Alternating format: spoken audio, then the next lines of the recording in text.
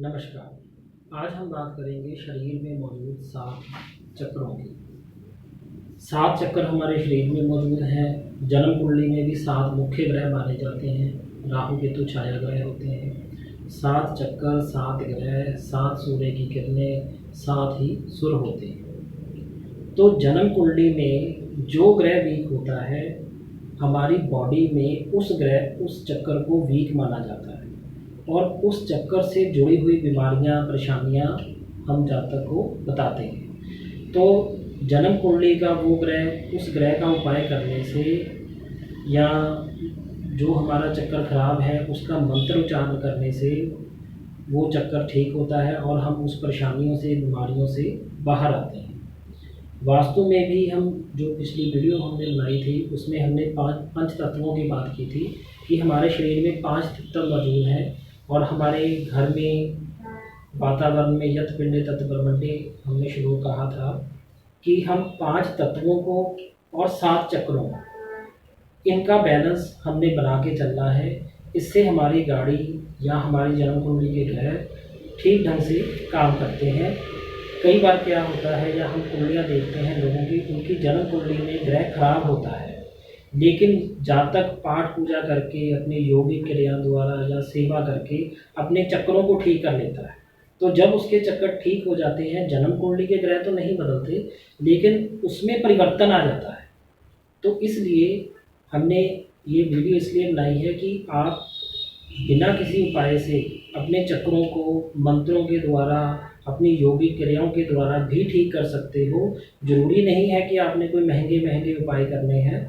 तो ज्योतिष जो है ये लोगों के भले के लिए बनी हुई है, तो इसके रास्ते अलग अलग हैं। या तो आप 5 तत्वों से ठीक कर लो या अपने चक्रों से ठीक कर लो, नहीं तो उपायों से, मंत्रों से भी ठीक कर सकते हो। चलो हम वापस आते हैं, हम चक्रों की बात करेंगे आज।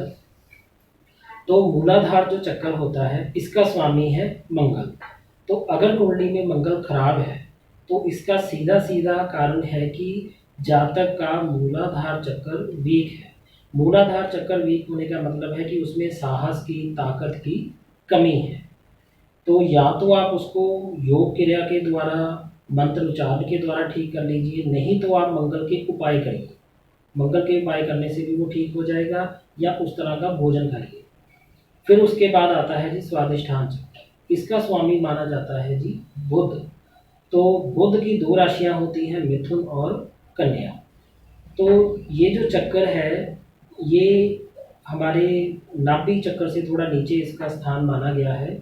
तो इसमें अगर ये चक्कर हमारा खराब होता है तो कहते हैं कि नाड़ियों से जुड़ी हुई परेशानी जातक को आती है। इसको भी ठीक करने के लिए या तो हम स्वादिष्ठान चक्कर के मंत्र जो है वम शब्द का जो है मंत्र का जाप करें या बुध के उपाय करें। फिर उसके बाद आता है जी मणिपुर। मणिपुर जो चक्कर है ये हमारी नाभि में स्थित होता है और नाभि में हम ऊर्जा का केंद्र मानते हैं और इसका स्वामी जो है वो गुरु है।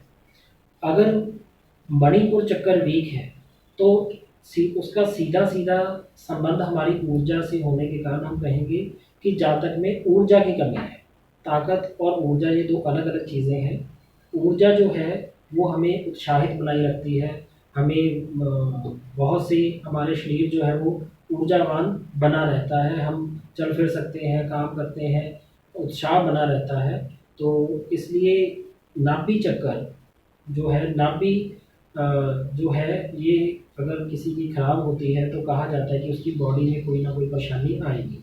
और अगर हम नाभि में कोई भी तेल लगाते हैं, जैसे सरसों का तेल लगाते हैं, तो वो हमारी पूरी बॉडी में पहुंच जाता है। पूरी बॉडी में तेल लगाने की ज़रूरत नहीं है। जो भी चीज़ हम नाभि पे लगाते हैं, जब बच्चा गर्भ में होता है तो नाभि के द्वारा ही उसको भोजन जो है शरीर में पहुंच जाता है। तो इस चक्कर का हमारे शरीर में विशेष महत्व है। और जन्म कुंडली में भी गुरु ग्रह अगर किसी का खराब है तो उसको बहुत गलत माना जाता है, और अकेला गुरु अगर कुंडली में ठीक है तो वो बहुत से दोषों को ठीक कर देता है। तो इस चक्कर को जो है, इस चक्कर के बाद आता है अनाहत चक्कर। इस चक्कर का स्वामी होता है शुक्र। शुक्र ग्रहों में आनंद का, मौज मस्ती का ग्रह माना जाता है, हमें सुखों का आनंद प्राप्त होता है।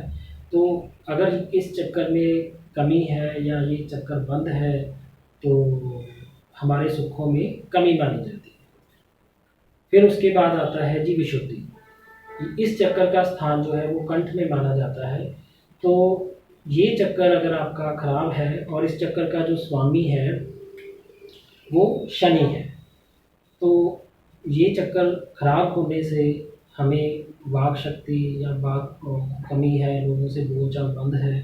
अगर ये चक्कर ठीक होता है तो हमारे कामकाज में, बोलचाल में लोगों के साथ काफ़ी अच्छे संबंध रहते हैं।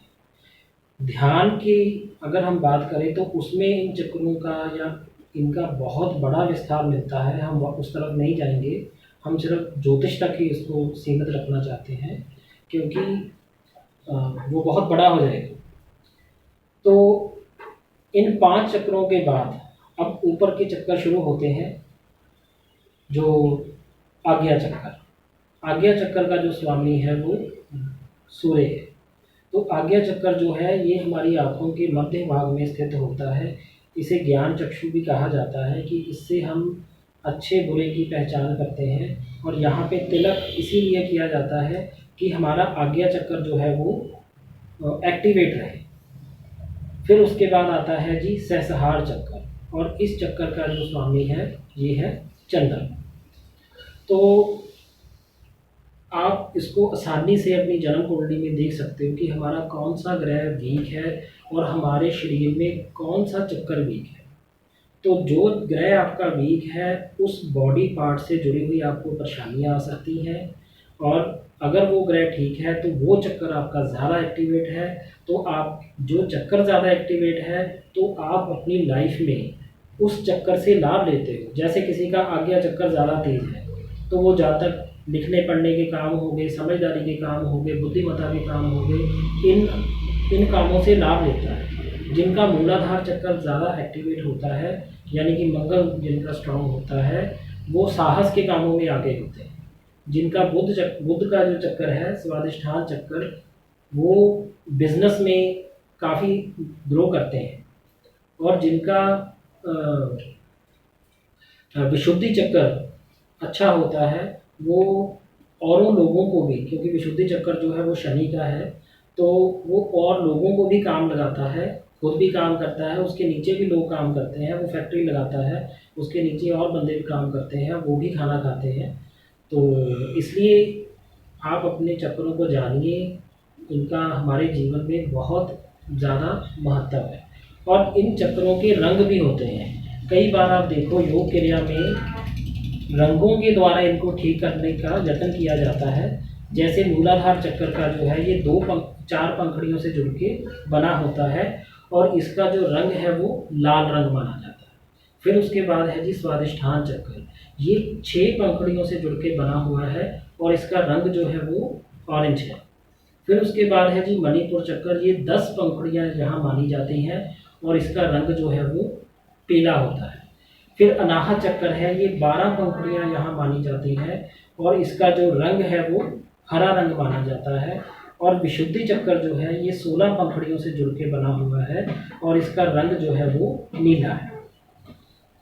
तो इस तरह जैसे जैसे इनको योग क्रिया में या ध्यान की मुद्रा में इनको कमल भी कहा जाता है, जैसे जैसे ये हमारे चक्रों के कमल खिलते जाते हैं वैसे वैसे हमारे ज्ञान की वृद्धि होती जाती है, हमें शक्तियाँ प्राप्त होती हैं, हम इंट्यूशन पावर बढ़ती है लोगों की और उनको काम करने में या वो बाकी लोगों से एक्टिव हो जाते हैं। तो आज हमने बात की है जी चक्रों की, पिछली बार हमने बात की थी तत्वों की। नमस्कार, धन्यवाद।